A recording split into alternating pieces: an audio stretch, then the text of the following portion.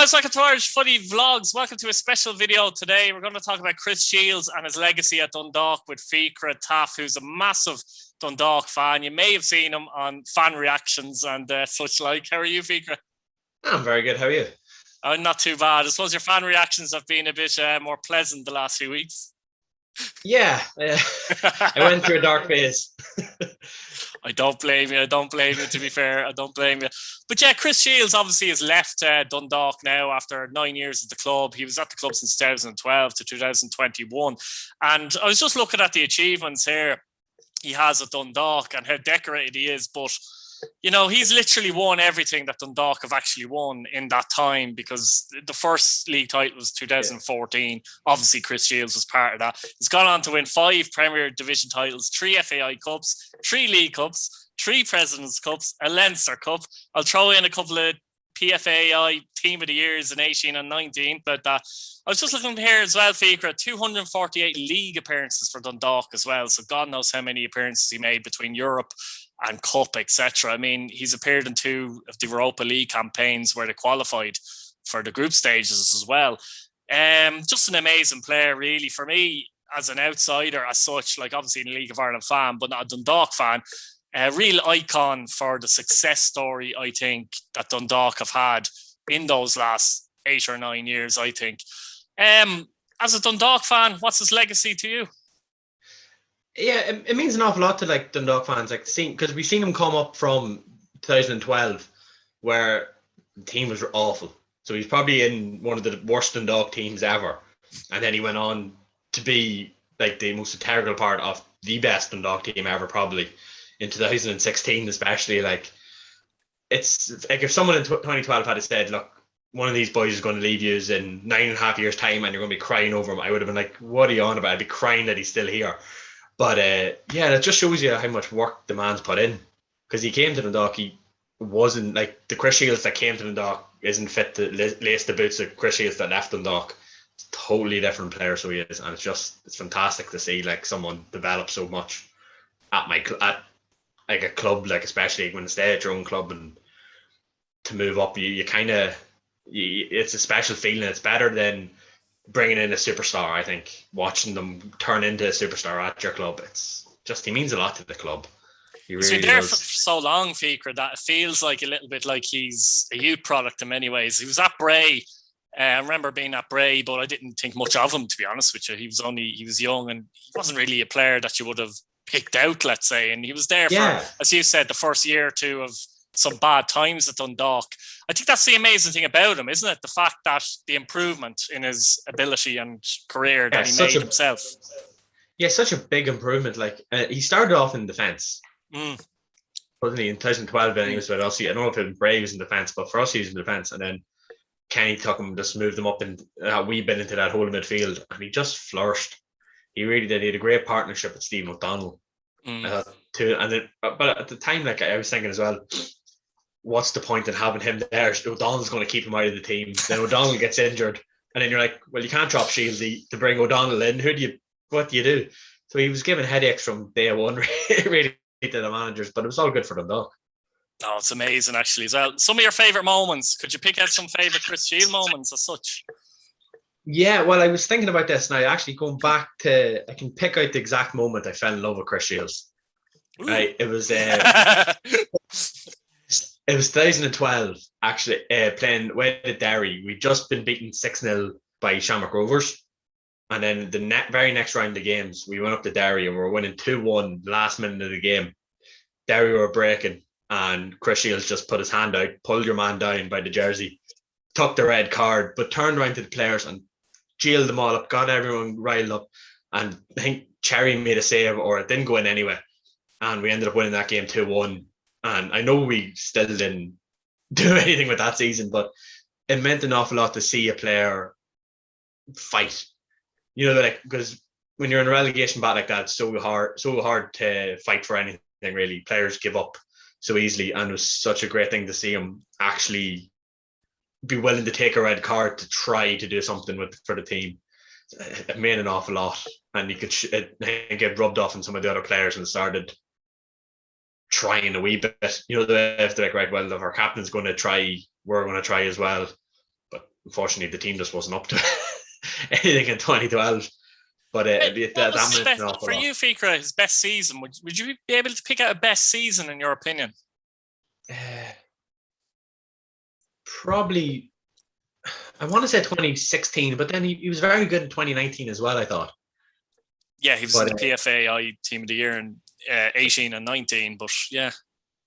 But 16, you thought he was very good, yeah? Yeah, I thought he played very well in Europe. You see, when you're putting him in the caliber in the Europa League, like he played fantastic football, I thought, against like Zenit St. Petersburg and that. And teams, you're like the League of Ireland teams, we get drawn against Zenit St. Petersburg. You're not expecting. You're like, oh, we'll just show up here, like, and have a bit of a crack, and we nearly beat them. But I thought Chris Shields had great games. Them 2 occasions, he was very good. And wasn't it the Eze Alkmaar game? He was fouled, and like for the lead up to the goal and stuff. So he was very integral to their team in that year. So I really kind of want to say 16, but I don't know if that's just nostalgia glasses now, because it's probably like the greatest year of football for Dundalk fans. So we're just kind of any excuse to talk about it. That's it as well. Do you think there was one performance? Now, this is going to be hard to be fair, but do you think there's one performance where you said that was just his performance for Dundalk in a Dundalk shirt? Yeah, I can't remember the exact year. I think it was 2014, the cup final. Sean Gannon went off injured and he had to drop to right back. And I actually think he was probably one of the man of the match of that game. Like, out of possession completely and still give Cork nothing. I thought he did very, very well that night. I was there with my dad and my uncle, and we were looking at each other going, oh, here, Gannon's gone off.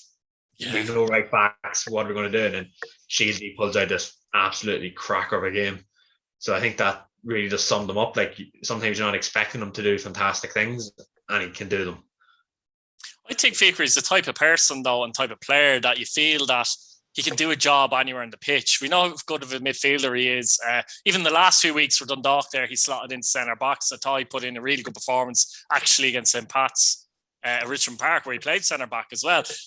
You nearly feel like if you had to, you could play him up front and he'd still do a job. He's just that type of player. He's just a model pro, isn't he? Yeah, he's very reliable. He does what he's told. Keeps the game simple, like, you know what I mean? Gets the best out of players around them. Like, you can talk about your flashiness and Duffy's, McElhenny's, but in many ways, I think Dundalk hold him in a higher esteem, don't they? In many ways, I think. Yeah, well, especially with the fans, I think so. Anyway, like around us, like it took a while for a lot of people to actually start to love him, because he was just getting the ball 2-yard passes, but he was doing these passes to the likes of Ronan Finn at the time, Robbie Benson, and they were making big things happen. But it was all starting with Chris Shields winning the ball in midfield, and then no one who to pass the ball to simply. And I think that's what you need if you're like, especially if you're a young player coming up, you need to just like get your head on. I know everyone wants to do the 40-yard pass, but it's not the practical thing all the time to do. Sometimes you're better off just 5 yards to your left. Get the ball. Managing the game, basically. He's very good at managing the game. He could play 40-yard passes, by the way. No, as you know yourself, he can and has done that. But yeah, very good at managing the game. You know, he'll win free kicks, just clever things like, you know, and really slow a game down or up the tempo when needs be.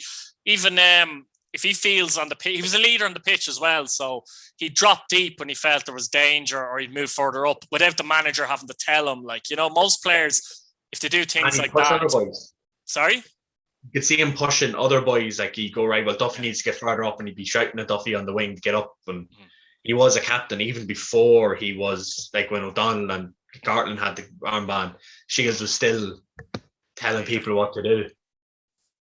Yeah, I mean, the send-off he got actually from the Dundalk fans was actually brilliant as well. I don't know if you've seen some of the images. Have you? It was excellent, wasn't it? Yeah, it was fantastic. It really bring a tear to your eye, I think, like seeing it was a shame there's only 100 in the ground. I'd say Oriel Park would have been absolutely rocking. I'm kind of glad though I wasn't at it, because I probably would have cried.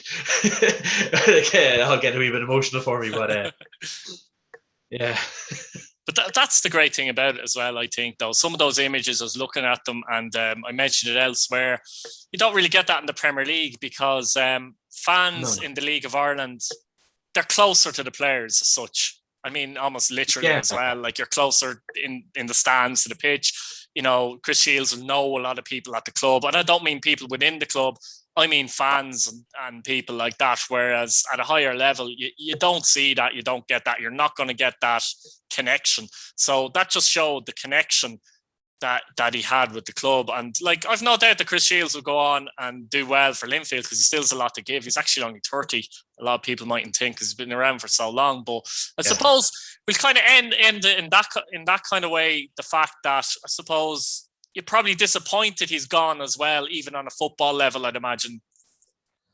Yeah, on a football level, like, no, he still has a lot to give, and it's a big loss for the club. Obviously, like, I don't think we have anyone of his caliber to slip into that place now. So I think it's a good chance now for Sloggett. I think for him to exert himself now. That's what I'd be if I was Perth. I'd be telling them, go in there. Like, now, this is your chance.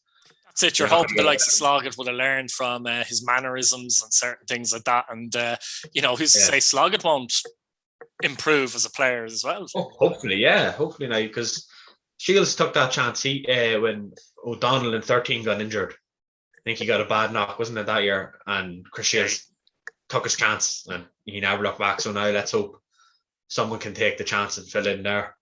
Yeah, absolutely. Look, Fikr, thanks for coming on. I really enjoyed that. For me, I think it's fair to say, for any League of Ireland fan, when they see a player like Chris Shields have to leave the League of Ireland before his time, so to speak, I think most fans will give their respect to Chris Shields and what he has given and offered and shown Dundalk, and that's what the league is all about, in my opinion. So great having you on to chat about that, Fikr.